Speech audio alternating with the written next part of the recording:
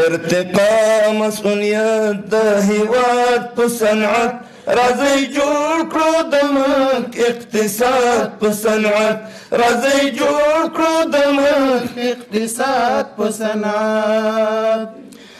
د داوود پیغمبر په شان ذوب الحدید کړئ خپل ژوند برابر د هغه په تقلید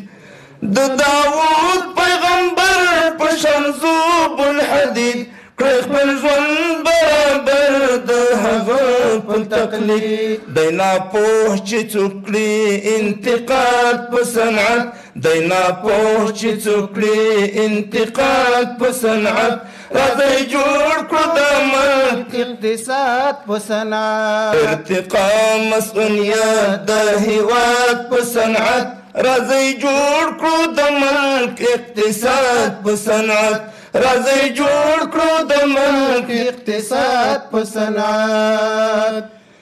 یا پوشنز مونږ د ستر امام پاک تجارت هو ملا عاکف وایي همدا ضرورت